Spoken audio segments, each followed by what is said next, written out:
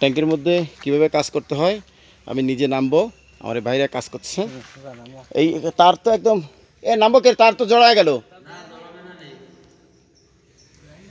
এখানে নামবো। আমি নামবো কে রে?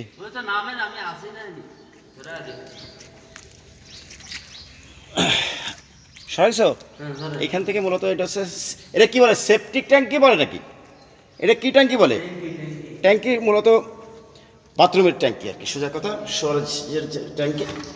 এখন ভিতরে একটু কাজ বাকি থাকার জন্য কাজটা আমরা আবার একটু কিছু রিপেয়ারের কাজ করব, ফাইনাল কাজ।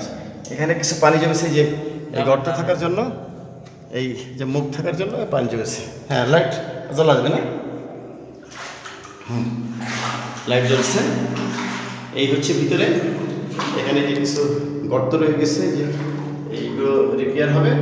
এই আর এই যে ব্যাস টু ব্যাস, যেহেতু এখানে ওয়াল দেওয়া হয়েছে, এই ওয়ালগুলো এগুলো সিমেন্টের আস্তরণ দেওয়া হবে, এরপর আবার পোলেট দেওয়া হবে। এই হলো মূলত ব্যাস। এই ব্যাসে এখান থেকে কয় ইঞ্চি দিবা? এখান থেকে দিয়ে দেবে, তাই না? এখান থেকে দিবা না?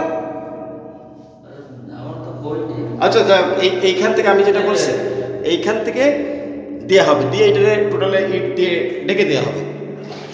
এদিকে তো পড়নি, এদিকে তো ব্যাস পড়নি, আর এইদিকে পড়ছে এই যে ব্যাসটা দেখা যাচ্ছে, এটা কিন্তু মূল ব্যাস। হ্যাঁ, এই ব্যাসটারে ইট দিয়ে রিপেয়ার করতে হবে, মানে এই পাশটা আরেকটা ওয়াল দিয়ে দেওয়া হবে, ব্যাসটা ভিতরে ঢুকে যাবে। আবার এদিকে পড়ছে কয়টা? দুটো আলো জ্বালায় জানে কিভাবে ওটা। হ্যাঁ, লাইটটা ধরো ভিতরে আনবো। আচ্ছা, তুমি আগে যাও, আমি না লাইটটা। এখানে দুটো চেম্বার, এইটা ভরে যাবে। যখন ভরে যাবে এখান থেকে এই যে ফাঁকা আছে, প্রত্যেকটা ফাঁকা দিয়ে মূলত পায়খানা করছে, ময়লা তো পানি থেকে বেশি, এখান থেকে ঢুকে যাবে। আর এই হচ্ছে একটা ব্যাস, এই যে সামনে যে ব্যাসটা দেখা যাচ্ছে, এই ব্যাস। এই আরেকটা ব্যাস হচ্ছে এই, মূলত এই দুটো ব্যাস বা পিলার, এই দুটো ব্যাস পিলারে ইট দিয়ে তুমি কয় ইঞ্চি ইট দেবে একটু বলো তো, ওখান থেকে কীভাবে করবা কাজটা? আর একটু দূরে দিবা, আর একটু দূরে দিবা, আর একটু দূরে দিবা। হ্যাঁ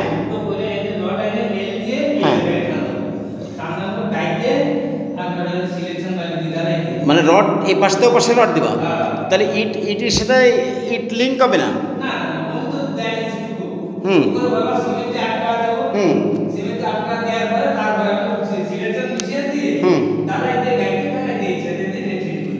তার কোনোদিন ফাঁকা আর হবে না, মানে মূলত এটা হচ্ছে যাতে ফাঁকা না হয়, ওয়ালের পাশে ওয়াল যাতে ফাঁকা না হয়, এই জন্য রড দিয়ে দেওয়া। এই একইভাবে এটা। আর এখানে কি করবা? আর তোমাদের কি কাজ বাকি?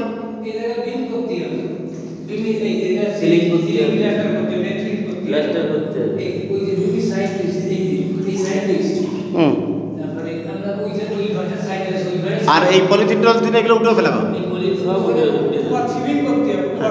হ্যাঁ, তা এটা কি আর করার দরকার আছে উপরে? এতদিন কি ময়লা উঠবে, কোনদিন পানি উঠবে না? বলছি এরপরে কি প্লাস্টার করার দরকার আছে? আচ্ছা আচ্ছা আচ্ছা আচ্ছা, ঠিক আছে, বুঝছি।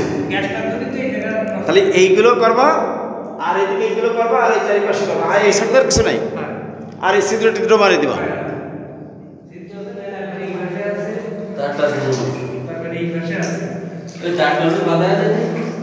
ঠিক আছে, আমার কাজ শেষ, আমি উঠে গেলাম। তোমাদের মতো করো কাজ। আবার উঠি। এখানে আমরা একটা মই দিছি, মই দিয়ে কাজটা একটু রিক্সি, যেহেতু ওরা কাজ করবে, আমার মনে হলো আমি নিজেও একটু নেমে দেখি কোথায় কাজ করবে, বোঝা। কারণ যারা কাজ করবে তারা আমাদের নিজেদের লোক, কোনো বিপদ আপদ না হয়। ভিতরে যেহেতু অনেকদিন পড়েছিল সাপ বা কোনো ক্ষতিকর প্রাণী যেতেই পারে ওখানে, সব মিলে ঝুঁকি নির্মাণ শ্রমিকদের ঝুঁকির যে বিষয়টা এটা 0% নিয়ে আসা প্রত্যেকটা কনস্ট্রাকশন প্রতিষ্ঠানের উচিত।